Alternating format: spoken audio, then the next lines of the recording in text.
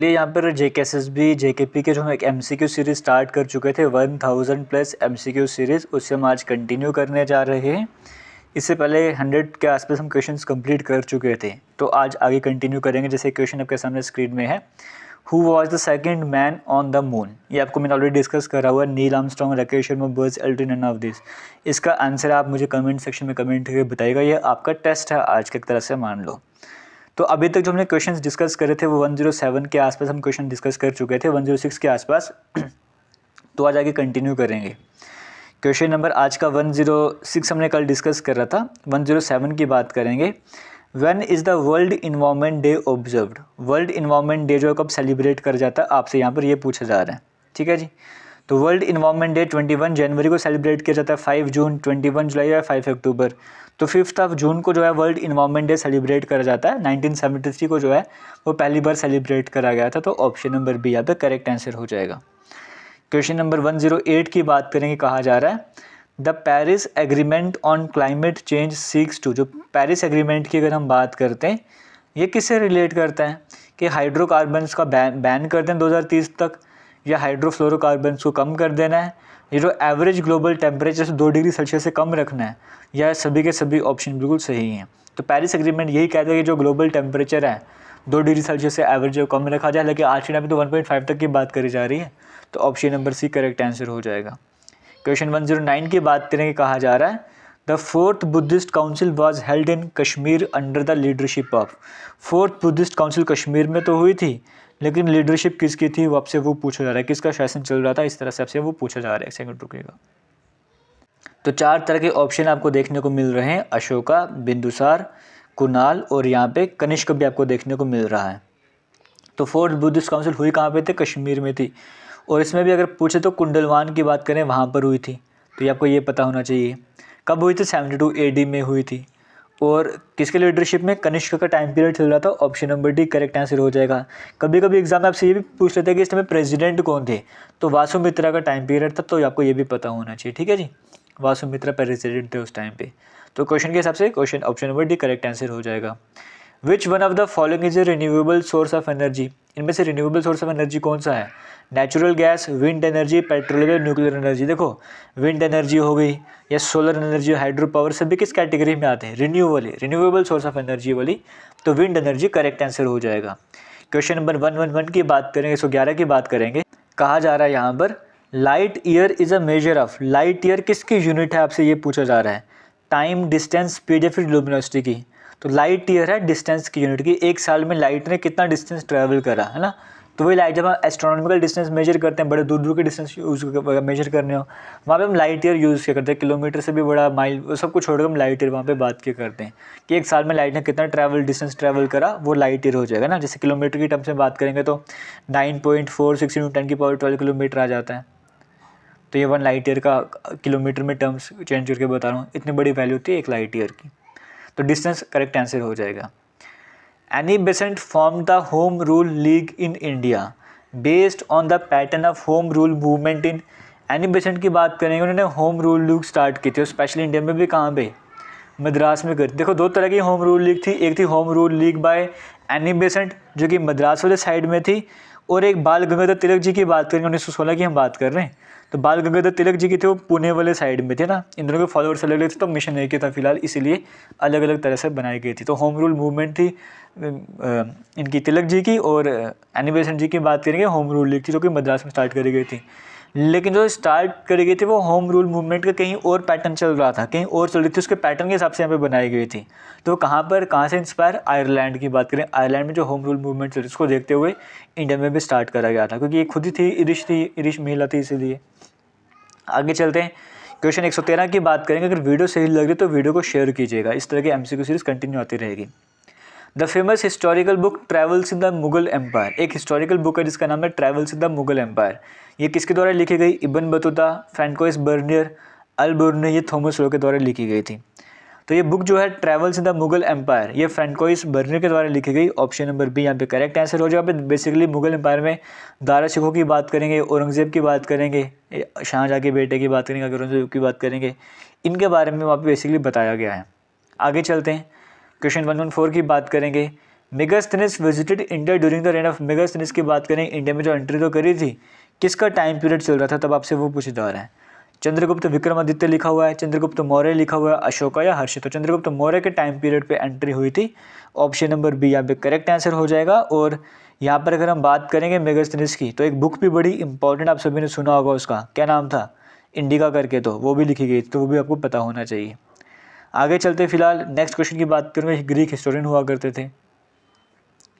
Which one is a major river of Tamil Nadu, इनमें से कौन सी एक बड़ी रिवर है तमिलनाडु की, नर्मदा, कावेरी, तापी या फिर इंडस। तो कावेरी नदी हो जाएगी, कर्नाटक वाली साइड से उसका ओरिजिन होता है, option number B correct answer हो जाएगा। In which state is the Manas national park located, Manas national park कहाँ पर है, कोई क्या लोकेशन कब से वो पूछा जा रहा है, असम, वेस्ट बंगाल, राजस्थान या तमिलनाडु। तो मानस नेशनल पार्क जो असम में है, option number A correct answer हो जाएगा। क्वेश्चन नंबर 117 की बात करें, कहा जा रहा है इन ब्लड की अगर हम बात करेंगे, platelets are required for, platelets की ज़रूरत क्या होती है, खूनों में, हमारे खून में प्लेटलेट्स क्या काम करते हैं, ऑक्सीजन ट्रांसपोर्ट करने का, कार्बन डाइऑक्साइड ट्रांसपोर्ट करने का, ब्लड क्लॉट करने का, इम्यूनिटी का। तो जब भी खून आता है तो खून को रोकने का काम करते हैं, clotting of blood, option number C correct answer हो जाएगा।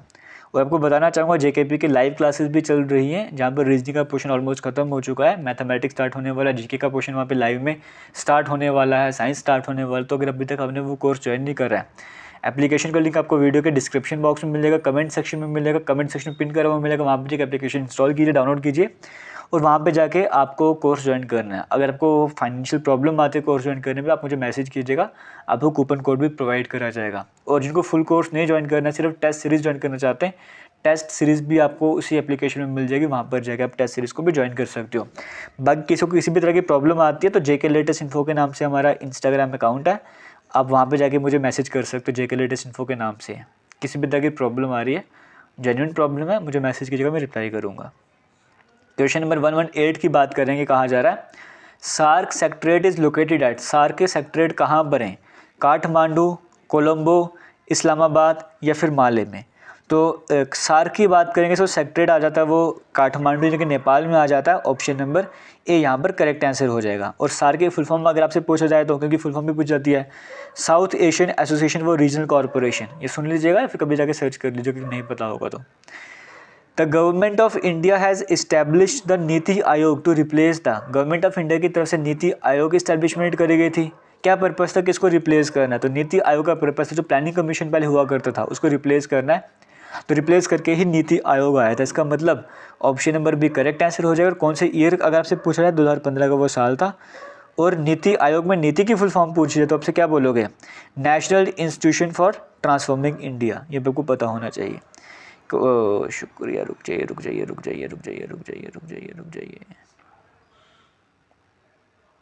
चलिए आगे कंटिन्यू करते हैं, ठीक है। तो नीति आयोग का वाला क्वेश्चन हमने क्लियर कर लिया था। नेक्स्ट क्वेश्चन हमारे सामने आ रहा है, which is known as land of 1000 lakes, land of 1000 lakes किसे कहा जाता है, आपसे यहाँ पे वो पूछा जा रहा है, डेनमार्क, फिनलैंड, नीदरलैंड या फिर पोलैंड। तो फिनलैंड को कहा जाता है, इसका मतलब ऑप्शन नंबर बी यहाँ पर करेक्ट आंसर हो जाएगा। आगे चलते क्वेश्चन 121 की बात करेंगे। The central potato research institute is located eight, central potato research institute कहाँ पर है, अल्मोड़ा, शिमला, नोएडा, मुर्शिदाबाद में। तो शिमला में है, option number B correct answer हो जाएगा। बताना चाहूँगा क्वेश्चन की जो सीरीज़ आपके सामने चल रही है, ये मोस्ट इंपॉर्टेंट सीरीज़ है। अभी फिलहाल क्वेश्चंस इस तरह के आपको देखने को मिल रहे हैं। आने वाले टाइम पे जो एग्जाम अभी भी एग्जाम ओरिएंटेड हैं, इसमें से मैक्सिमम क्वेश्चन आज भी जो हैं वो एग्जाम में पूछे गए क्वेश्चन हैं, एक दो ही एक्सपेक्टेड है, बाकी एग्जाम में पूछे गए क्वेश्चन हैं। तो आपको हर तरह के क्वेश्चन इस सीरीज़ में मिलने वाले हैं। अगर मुझे लगेगा नहीं ये 1000 क्वेश्चन करवा दिए, अभी सारे इंपॉर्टेंट क्वेश्चन कवर नहीं हुए हैं, कम से कम 3000 क्वेश्चन करवा देता हूँ, तो मुझे लगता है कि मुझे सेटिस्फेक्शन मिल जाएगी ना, हाँ इतने क्वेश्चन इनफ हैं, तो मैं इस सीरीज़ को रुकूंगा, वरना मैं इस सीरीज़ को कंटिन्यू चलाता जाऊँगा। चाहे कभी 1-2 दिन का गैप लग जाएगा, लेकिन हाँ सीरीज़ कंटिन्यू चलती रहेगी। लेकिन आपके लिए डिफ़िकल्ट बन जाएगा अगर आप साथ साथ में रिविजन नहीं कर रहे हो, तो साथ साथ में रिवाइज़ करते रहिए, वो आपके लिए बेटर रहने वाला है। वीडियोज़ को शेयर करते रहिए, और पुरानी वीडियोज़ देखनी है तो प्लेलिस्ट बनी है, प्लेलिस्ट में के वीडियोज़ देखिए। क्वेश्चन सीरीज़ की अलग से प्लेलिस्ट है। अगर आपको देखना है मैथ का सेक्शन, अगर आप जैसे हमारे डिफेंस एग्जाम में जाओगे, जेकेपी कांस्टेबल की तैयारी कर रहे हो, अगर कांस्टेबल की तैयारी कर रहे हो, विजिट करो हमारे दूसरे YouTube channel defence and SSC exam में, DEFENCE defence and SSC exam. आप चैनल पर विजिट कीजिए, विजिट करने के बाद वहाँ पे प्लेलिस्ट में जाइए, वहाँ पे जीके की प्लेलिस्ट है, मैथ की प्लेलिस्ट है, क्वेश्चन सीरीज़ की प्लेलिस्ट है, वहाँ पे जाकर वीडियोस देखते रहिए। जीके में तो 30+ वीडियोस वहाँ पर अवेलेबल है, 35-36 के अकॉर्डिंग आज भी हैं जब मैं ये वीडियो बना रहा हूँ। तो वो सभी वीडियो मैं स्किप करी हैं, उनको जितने जल्दी से तक कवर कीजिए, सोचा हमारे साथ साथ आप आगे चल सको, आपके लिए इंपॉर्टेंट रहने वाला है, क्योंकि आने वाले टाइम पे टेस्ट वगैरह भी चलते रहते हैं, तो प्रिपरेशन बड़ा ज़रूरी है आप सभी के लिए। ठीक है, आगे चलते क्वेश्चन 122 की बात करेंगे। कहा जा रहा है ये पास है तोंगू पास की बात करेंगे, माउंटेन कॉरिडोर है, ये इंडिया को से कनेक्ट करने का काम करता है, नेपाल, चाइना, पाकिस्तान, म्यांमार, तो म्यांमार से कनेक्ट करने का काम करता है। Option number D correct answer हो जाएगा। The pressure exerted by 760 mm column of mercury at 0 degree Celsius, 760 जो मर्करी की बात करेंगे, जैसे अगर मर्करी डालोगे इतना प्रेशर होगा वो 760 mm तक चला जाएगा, हाइट तक चला जाएगा।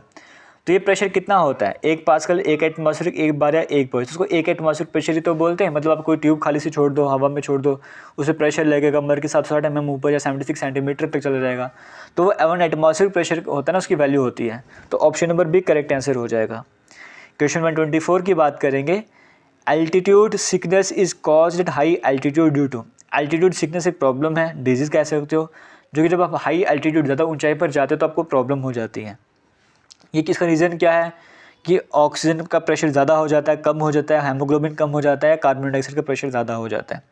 जो मेन रीज़न है वो लो पार्शियल प्रेशर ऑफ ऑक्सीजन, क्योंकि आपका जो है रैपिड आप बोलोगे एक्सपोजर हो जाता है लो ऑक्सीजन से, आपको ऑक्सीजन अच्छी खासी लेने की आदत पड़ी है, लेकिन अब जो हाइट में जा रहे हो ऑक्सीजन कम होती जा रही है, रैपिडली अचानक से ऑक्सीजन कम होगा, आपकी बॉडी को सबसे ज़्यादा एडजस्ट करना पड़ रहा है, तो आपको एल्टीट्यूड सिकनेस हो जाएगी। तो ऑप्शन नंबर बी यहाँ पर करेक्ट आंसर हो जाएगा।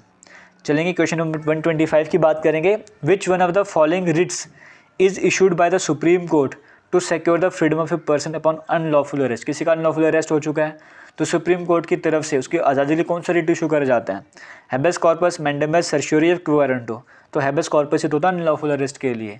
Option number A correct answer हो जाएगा। इसी के साथ आज की जो वीडियो वो एंड कर रहा हूँ। 125 क्वेश्चन आपके कंप्लीट हो चुके हैं, नेक्स्ट वीडियो में 150 के आसपास क्वेश्चन कंप्लीट हो जाएंगे। तो ये सीरीज़ कब 200 कब 500 क्वेश्चन पहुँच जाएगा पता भी नहीं लगने वाला, इसलिए बड़ी इंपॉर्टेंट सीरीज़ है, कंटिन्यू कीजिएगा। अगर टेलीग्राम नहीं ज्वाइन करें टेलीग्राम ज्वाइन कर लीजिएगा, डिफेंस एंड एसएससी एग्जाम के नाम से, वो भी इंपॉर्टेंट आपके लिए रहने वाला है। फिलहाल किसी भी तरह का डाउट होगा कमेंट सेक्शन में कमेंट करके ज़रूर पूछिएगा। थैंक यू, जय हिंद। वीडियो ज्वाइन करने वाले हैं।